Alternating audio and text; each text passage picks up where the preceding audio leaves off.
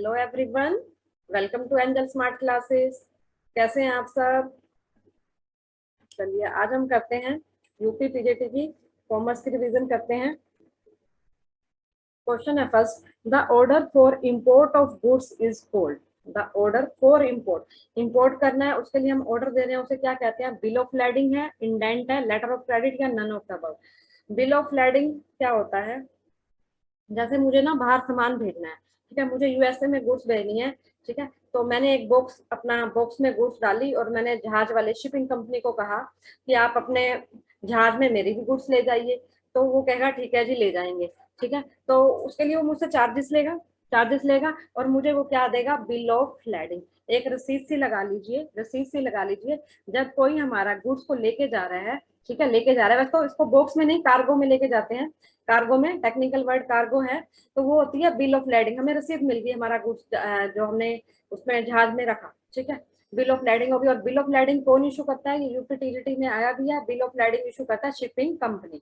Order कर रहे हैं इंपोर्ट का, उसे कहते हैं इंडेंट। इंडेंट मीन्स ऑर्डर कर रहे हैं। इंडेंट टू टाइप का होता है, ओपन और क्लोज।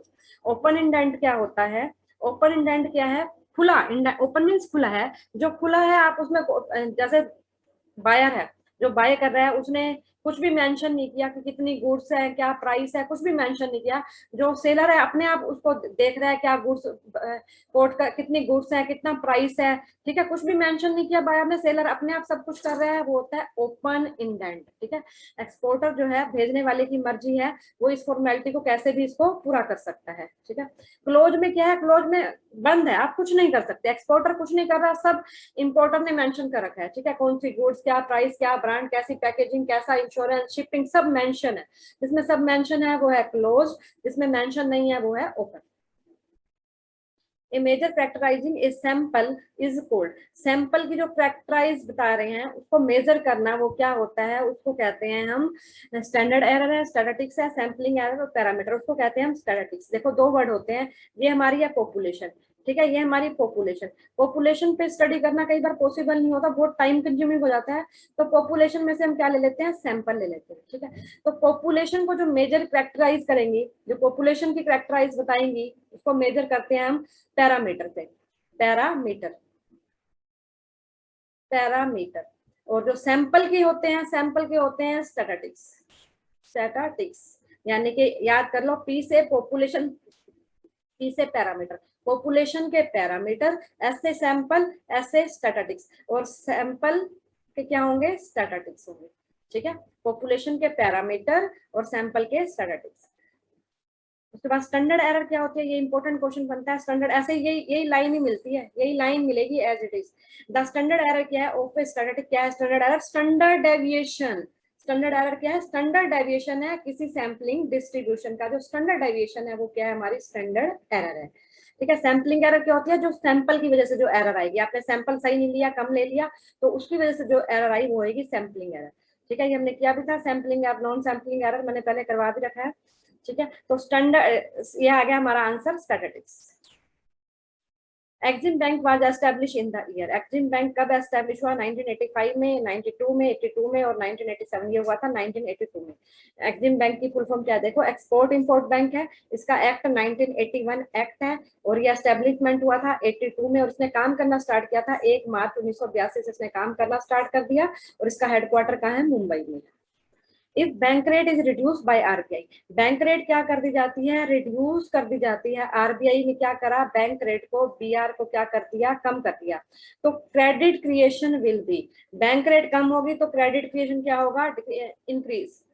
बैंक रेट कम तो क्रेडिट क्रिएशन इंक्रीज। कैसे? बैंक रेट क्या होती है? जिसपे आरबीआई उधार देगा कमर्शियल बैंक को, कमर्शियल बैंक को लोन सस्ता मिलेगा, वो लोन लेके आगे आगे लोन दे देंगे, ठीक है। तो क्रेडिट क्रिएशन इससे क्या हो जाएगी? बढ़ जाएगी, इंक्रीज हो जाएगी। देखो ये मनी मार्केट के वो इंस्ट्रूमेंट है, मॉनेटरी पॉलिसी के, सॉरी मॉनेटरी पॉलिसी के टूल्स हैं जो आरबीआई यूज करता है। क्वांटिटेटिव है और क्वालिटेटिव है। बैंक रेट, सीआरआर, एसएलआर इसमें आ जाएगी, रेपो रेट भी आ जाएगी, और margin requirement, rationing of credit, direct action और मॉरल सुएशन, ये इंपॉर्टेंट है। The primary objective of audit, audit का प्राइमरी ऑब्जेक्टिव क्या है? वैसे तो सारे ही क्या है? डिटेक्शन, एरर, फ्रॉड, सारे ही इसके हैं, ऑडिट के हैं, बट प्राइमरी सबसे पहले वो क्या करेगा? ये देखेगा ट्रू और फेयर व्यू है या नहीं है, वैसे सारे ही ऑब्जेक्टिव हैं। देखो पहले सबसे पहले ट्रू और फेयर वाला, ट्रू और फेयर प्राइमरी में आएगा, सेकेंडरी में डिडक्शन, एरर, फ्रॉड आएगा, फिर अदर ऑब्जेक्टिव्स मोरल चेक, जो रूल्स रेगुलेशन है वो सारे फॉलो होने चाहिए, compliance of companies act follow करना चाहिए, ठीक है, गवर्नमेंट का ट्रस्ट, ये सारे क्या है उसके अदर ऑब्जेक्टिव में। The coefficient of correlation is independent of change of region only, change of scale only, both of change in origin and scale। देखो पहले समझो ओरिजिन क्या होता है। ओरिजिन क्या होता है? ओरिजिन का मतलब है हम किसी जो वेरिएबल में जो डाटा उसमें प्लस माइनस कर रहे हैं तो क्या इंपैक्ट पड़ रहा है। स्केल क्या होता है? प्लस माइनस या मल्टीप्लाई या डिवाइड करने से उस पर क्या इंपैक्ट पड़ता है। जैसे मैंने लिया 2 3 4, ठीक है, मैं इसका मीन निकाल रही हूँ। मीन क्या हो गया इसका? 2 और 3 5 4 9, तो इसका मीन क्या आएगा? इसका एक्स बार निकालूंगी मैं तो आएगा 9 डिवाइडेड बाई 3, मीन आ गया 3, ठीक है, मीन 3। अब इस सब में मैंने क्या किया? 2 2 ऐड कर दिया। सब में मैंने क्या किया? ओरिजिन देख रहे हैं हम, मैंने 2 2 ऐड कर दिया तो ये आया 4 5 और 1 6, 6 5 11 और 4 15 15। तो अब मीन क्या आ गया? अब मेरा मीन आया, अब मेरा मीन आ गया 5। देखो पहले मेरा मीन क्या था? 3, पहले था 3, अब मैंने सब में 2 2 ऐड किए तो मीन में भी क्या ऐड हो गया? 3 + 2, मीन में भी क्या आ गया? 5 आ गया। तो ये होता है ओरिजिन, इसका मतलब ओरिजिन का इम्पैक्ट पड़ रहा है इस पे, ठीक है। ऐसे ही अगर माइनस करोगे, मल्टीप्लाई या डिवाइड करोगे तो देखोगे उस पर इम्पैक्ट पड़ रहा है या नहीं पड़ रहा है। इंडिपेंडेंट मीन्स इम्पैक्ट नहीं पड़ रहा। तो कोफिशिएंट ऑफ कोरिलेशन क्या होता है? बोथ, इंडिपेंडेंट होता है, चेंज ऑफ ओरिजिन भी और स्केल भी। Change of origin, scale, origin means plus minus, scale means multiply और divide. Banking ombudsman scheme was introduced by RBI in, ये क्या होती है बैंकिंग ओम्बड्समैन स्कीम? ये कब आई थी? ये आई थी 1995 में। 1995 में आरबीआई लेके आया था इसको। इसमें क्या होता है? एक ऑफिशियल को, एक ऑफिसर को अपॉइंट कर दिया जाता है जो क्या होता है कस्टमर की कंप्लेंट्स को सुनता है। जो क्या सुनेगा? कस्टमर, ये क्विक, ताकि क्विक सोल्यूशन हो कस्टमर की प्रॉब्लम्स का, इसलिए ये स्कीम लेके आए क्योंकि कस्टमर्स को बहुत प्रॉब्लम हो रही थी उनके रिजोल्यूशन के लिए, उनकी प्रॉब्लम्स के, उनकी कंप्लेंट्स के, ठीक है। तो ये आरबीआई लेके आया था section 35A of banking regulation act के अंडर। कब से इफेक्ट में आई थी? 1995, 1995। The characteristics of effect that can be measured in the form of number is called, जिसको हम नंबर की फॉर्म में मेजर कर सकते हैं उसको क्या कहते हैं? फ्रीक्वेंसी, वेरिएबल, एट्रीट्यूड, एट्रीब्यूट, एट्रीब्यूट और ऑल ऑफ द अबव। देखो फ्रीक्वेंसी, फ्रीक्वेंसी का मतलब कोई चीज कितनी बार हो रही है, फ्रीक्वेंट, कितनी फ्रीक्वेंट हो रही है, कितनी बार हो रही है, ठीक है। वेरिएबल और एट्रीब्यूट, वेरिएबल क्या होता है? देखो वेरिएबल, इसका नाम में ही देखो, नाम में ही इसका है वेरी। वेरिएबल का मतलब क्या है? जो वेरी, वेरी का मतलब क्या? जो चेंज होता हो सकता रहता है, जो चेंज होता रहता है, वेरिएबल। जैसे टेम्परेचर है, देखो कल कुछ और टेम्परेचर था, आज कुछ हो रहा है, रात को कुछ और मिलेगा, चेंज होता रहता है, दैट इज वेरिएबल। और वेरिएबल वो चीज होती है जो चेंज होती रहती है, प्लस में जिसको आप डाटा या नंबर दे सकते हो, जिसको न्यूमेरिकली फॉर्म में आप प्रेजेंट कर सकते हो, वो होती है वेरिएबल। तो यहाँ पे नंबर की बात करी गई है तो वो हमारा होगा वेरिएबल, ठीक है, वेरिएबल। इस वेरिएबल 2 टाइप का होता है, डिस्क्रीट वेरिएबल और continuous variable.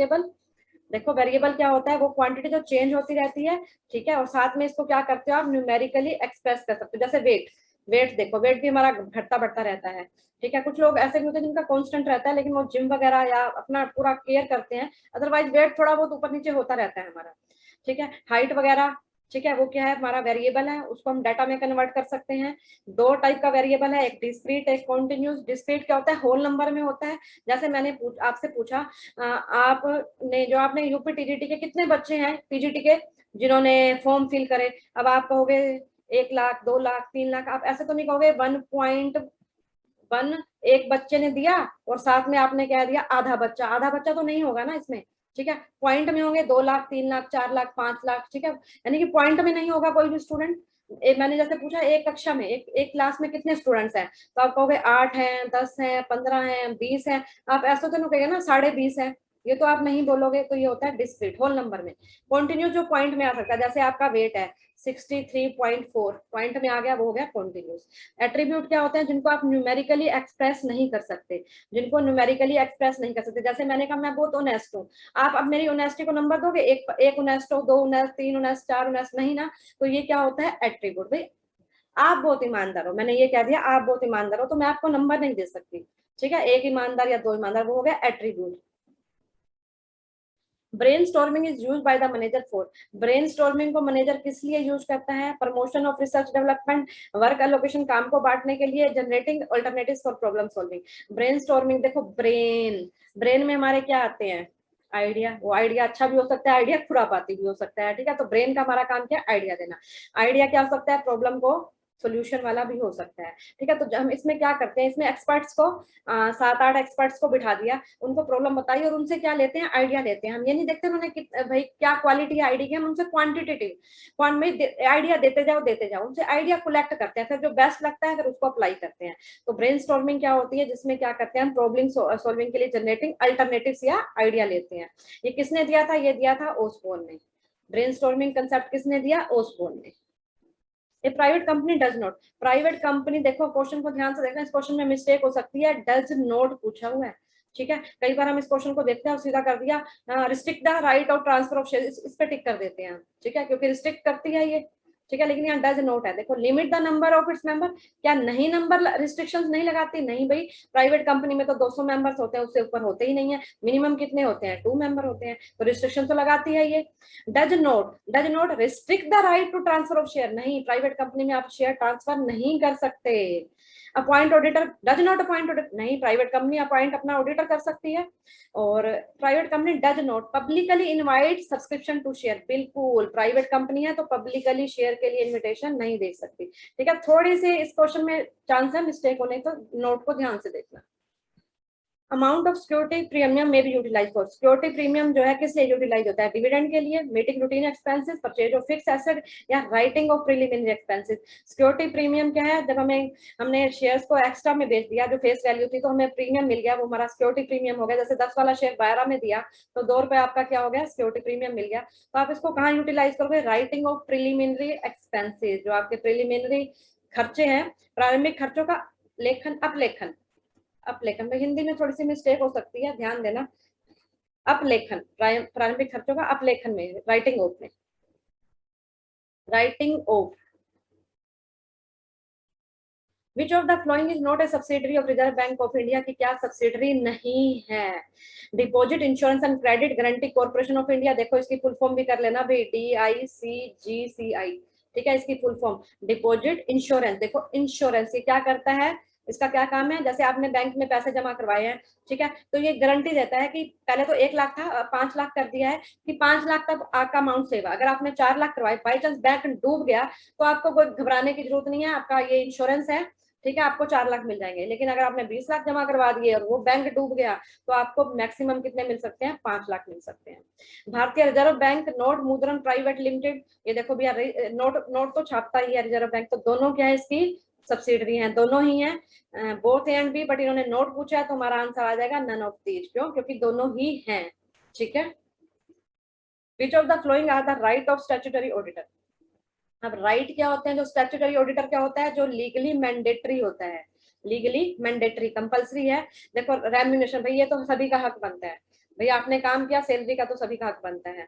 To attend general meeting भी अटेंड कर सकता है, वो विजिट भी कर सकता है ब्रांच में, उसके और भी काम होते हैं। क्लैरिफिकेशन, अगर उसे कोई चीज समझ में नहीं आ रही है, ठीक है, तो क्लैरिफिकेशन चाहता है तो वो क्लैरिफिकेशन मांग सकता है, किसी चीज से रिलेटेड एक्सप्लेनेशन मांग सकता है। देखो ऑडिटर का ये बेसिक काम है, उनको राइट है, एक्सप्लेनेशन ले सकता है किसी चीज से रिलेटेड, वाउचर की चेकिंग वगैरह ये सब कर सकता है ऑडिटर, ठीक है, उसके राइट्स हैं। ब्रांच ऑफिस में जाके विजिट भी कर सकता है वो, लेकिन जो अटेंड है बोर्ड मीटिंग, ये राइट में नहीं आएगा, ठीक है।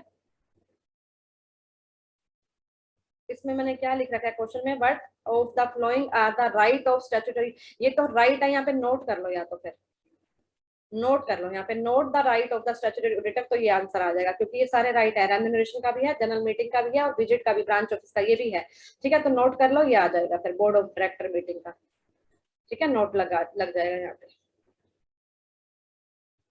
What kind of economics explains the phenomena of cause and effect? कौन सा फिनोमिना है, वो कोज एंड इफेक्ट रिलेशनशिप के बारे में बता रहा है इकोनॉमिक्स का। नॉर्मेटिव इकोनॉमिक्स है, माइक्रो, मैक्रो और पॉजिटिव। नॉर्मेटिव इकोनॉमिक्स क्या कहती है, व्हाट शुड बी, क्या होना चाहिए, व्हाट शुड बी, उसके बारे में बताती है। माइक्रो मीन्स स्मॉल, एक इंडिविजुअल वगैरह की, एक मार्केट वगैरह की स्टडी करेगी। मैक्रो मीन्स लार्ज, पूरी economy as a whole study करती है। पॉजिटिव, पॉजिटिव इकोनॉमी वो होती है जो कोज एंड इफेक्ट में क्या बताती है, रिलेशनशिप बताती है, ठीक है, ये देख लेना, लिखा हुआ है। Which of the following reflects the sum of perceived tangible and intangible benefit मिल रहे हैं आपको and cost to a customer, उसको हम क्या कहेंगे, कस्टमर सेटिस्फैक्शन कहेंगे, कस्टमर डिलाइट, कस्टमर एक्सपेक्टेशंस और कस्टमर वैल्यू, उसको हम कहेंगे कस्टमर वैल्यू, कस्टमर वैल्यू। देखो आपने कोई चीज लेके आए, ठीक है, आप कोई भी चीज लेके आए और वो चीज बहुत अच्छी निकली, ठीक है, तो आप उससे सेटिस्फाइड हो गए, ठीक है, तो आपको सेटिस्फेक्शन, यानी कि जो आप कुछ लेके आए उसकी परफॉर्मेंस परफॉर्मेंस जो आपने एक्सपेक्ट किया था उसके इक्वल है तो आप सेटिस्फाइड रहोगे। उसकी परफॉर्मेंस, ठीक है, उसकी आप एक क्या लेके आए, आप एक लेके आए फोन लेके आए, आपका फोन बहुत अच्छा चला और सबने फोन क्या ड्रेस लेके आए, आप पार्टी वगैरह में गए, आप एक ड्रेस ले पर्स लेके आए, तो पर्स बहुत अच्छा चला आपका, ठीक है, जिसने भी आपका पर्स देखा सबने तारीफ की, और जो आप कॉस्ट थी वो भी आपको कम पड़ी, तो परफॉर्मेंस जो है आपकी एक्सपेक्टेशन से ग्रेटर देन होगी, तब कस्टमर क्या होगा, डिलाइट, ठीक है, डिलाइट होगा कस्टमर, ठीक है, कस्टमर डिलाइट होगा। सेटिस्फेक्शन अगर परफॉर्मेंस लेस देन है तो कस्टमर क्या होता है, डिससेटिस्फाइड, डिसोनेंस होता है जिसको कहते हैं। अब देखो उसमें थोड़ा टाइम से लग रहा था तो मैंने ऐसे कर लिया, ऐसे जल्दी हो जाएगा। बुक है फिलोसफी ऑफ मैनेजमेंट, फिलोसफी किसने लिखी, ओलिवर ने, ठीक है, फिल कौन करता है, ओली, ओली करती है, फिलोसफी ऑफ मैनेजमेंट ओलिवर, फिल ओली करती है। प्रैक्टिस ऑफ मैनेजमेंट, प्रैक्टिस ये सबको पता होगा, पीटर एफ ड्रकर ने लिखी, कब लिखी, 1954 में लिखी। क्या कंसेप्ट दिया था पीटर एफ ड्रकर ने, एमबीओ, एमबीओ की full form management by objectives. X and Y theory किसने दी, मैकग्रेगर डगलस ने दी, स्पेलिंग देख लेना भी, मैकग्रेगर डगलस ने दी। एक्स वाई क्या है, दो फ्रेंड, दो फ्रेंड कहाँ गए, मैकडी, दो फ्रेंड कहाँ गए, मैकडी में गए, फ्रेंच फ्राई खाने गए होंगे, बर्गर खाने गए होंगे, जो भी खाने गए, दो एक्स वाई दो फ्रेंड कहाँ गए, मैकडी गए। पाथ गोल थ्योरी, सबको पाथ कहाँ का पता होता है, अपने हाउस का, इसको होज भी कहते हैं और हाउस भी बोलते हैं। रॉबर्ट हाउस ने दी, पाथ कहाँ का, पाथ कहाँ का पता है, पाथ मीन्स रास्ता, रास्ता सबको कहाँ का पता होता है, अपने घर का, हाउस का। नीड हायरार्की सबको पता है, अब्राहम मास्लो ने दी थी। टू फैक्टर थ्योरी किसने दी थी, दो factor, two factor, two factor means two friend, two friend, two friend कहाँ गए, हज करने गए, ठीक है, हज पे गए। मार्केटिंग मायोपिया, मायोपिया किसने दिया, थियोडोर लेवी ने, Theodore Levitt, marketing myopia Theodore Levitt ने दिया। 4 P's ऑफ मार्केटिंग दिया मैकार्थी ने, मैकार्थी ने, McCarthy. 4 P's, product, price, place, promotion, product, price, place, promotion, 4 P's, place, promotion. उसके बाद 4 C's किसने दिए, रॉबर्ट लोटरबोर्न ने, रॉबर्ट लोटरबोर्न ने। 4 C's क्या थे, 4 P प्रोड्यूसर के पॉइंट ऑफ व्यू से थे, ये प्रोड्यूसर के पॉइंट ऑफ व्यू से। 4 C क्या थे, कंज्यूमर के पॉइंट ऑफ व्यू से थे। प्रोडक्ट हमारे लिए क्या है, हमारी प्रॉब्लम का सोल्यूशन, सोल्यूशन। प्राइस क्या है, हमारे लिए कॉस्ट है। प्लेस क्या है, कन्वीनियंस, इजिली मिल जाए हमें। प्रमोशन क्या है, कम्युनिकेशन है हमारे लिए, ठीक है। ये 4 C कस्टमर के पॉइंट ऑफ व्यू से, और ये 4 P थे प्रोड्यूसर के पॉइंट ऑफ व्यू से, ये दिए थे मैकार्थी ने। और ये सी वाले हैं solution, customer solution, customer solution, तो सीसी आ गया। तो ये किसने है, रॉबर्ट लोटको ने दिए थे। और आरबीआई ने अपना स्टार्टेड का फंक्शन क्या था, 1 अप्रैल 1935 को। आरबीआई का एक्ट है 1934। आरबीआई नेशनलाइजेशन हुआ था 1 जनवरी 1949 को। आरबीआई का हेड ऑफिस पहले कहाँ था, कलकत्ता था, बाद में इसको कहाँ शिफ्ट कर दिया गया, 37 में, 2 साल बाद इसको मुंबई शिफ्ट कर दिया गया। तो आज कहाँ है, मुंबई में ही है, ठीक है। तो एक और क्वेश्चन है जो पीजीटी में बार बार आया हुआ है, नीचे कट गया ये थोड़ा सा, देखो भी, टी का प्रोडक्शन हो रहा है, टी पे कितने परसेंट एग्रीकल्चर इनकम मानते हैं, एग्रीकल्चर इनकम टी पे मानते हैं 60% एग्रीकल्चर इनकम मानते हैं, ठीक है। टी के केस में क्या होती है, हमारी 60% क्या होती है, एग्रीकल्चर इनकम, ये पीजीटी में आया हुआ है।